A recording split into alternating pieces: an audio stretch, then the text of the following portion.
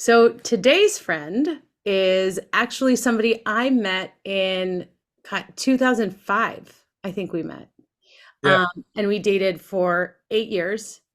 We were married for five. So together, hmm 13 years. And in Yeah. that time, you were my best friend. All right. So tell everybody your name I am Ccelli. and where do you live? Billy.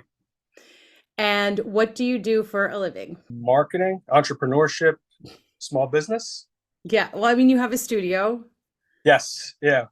Yeah. Marketing agency, market research, branding, uh, among other things. Small business, serial entrepreneur. Gary Vee taught me that term. What do you consider yourself to be an expert as at?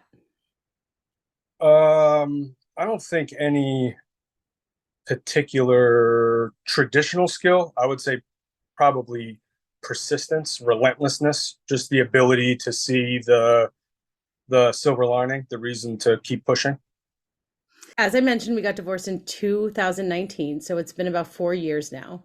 hmm What do you think was the hardest lesson you learned coming out of our divorce? How to be self-sufficient, probably.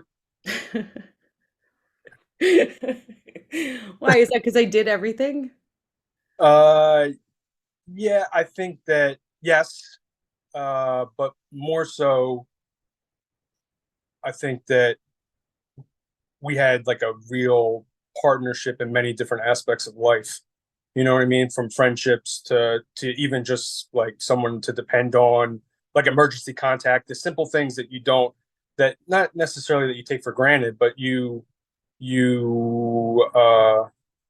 don't realize uh how much it affects your daily life. What do you think coming into that era of self-sufficiency then?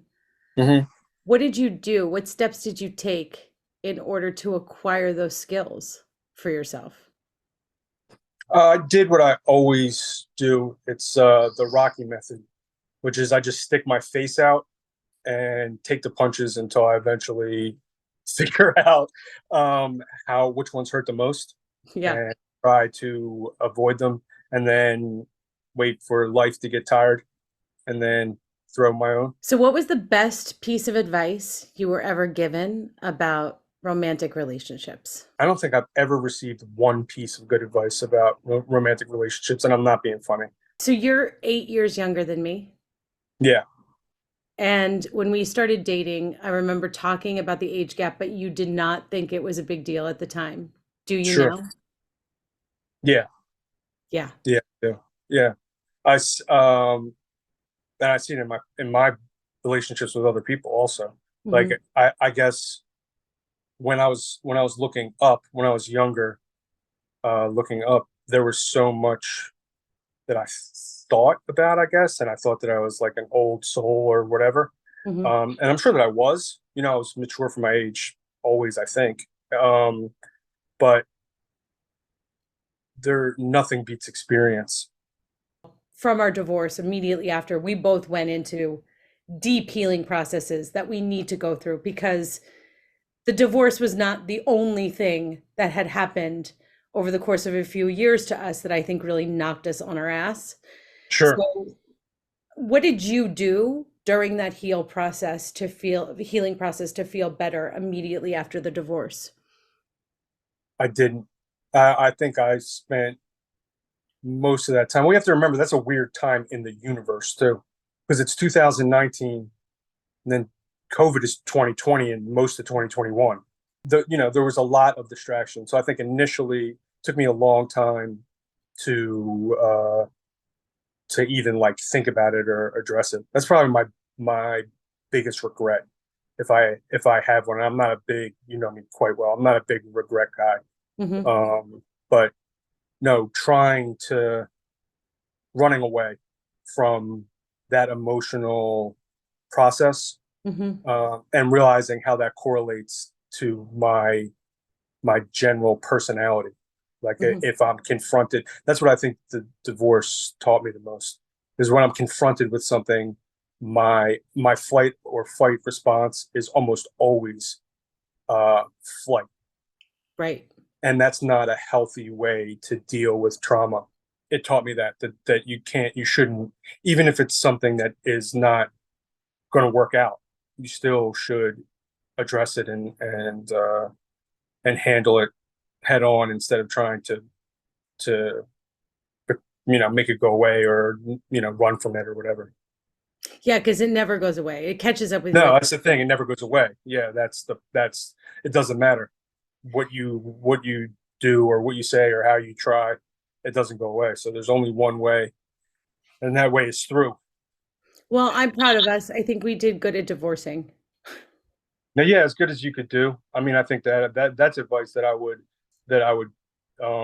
give people on divorce. Maybe not on relationships, but on divorce is, as with any high intensity emotional uh, thing that happens in your life, it's best to keep it um, with friends and family, and make sure, I'm not saying isolate yourself, but it's not for the internet. It just the emotion that you feel in that moment when you put it on the internet, people are trying to piece together your whole entire relationship based on that, and they never can.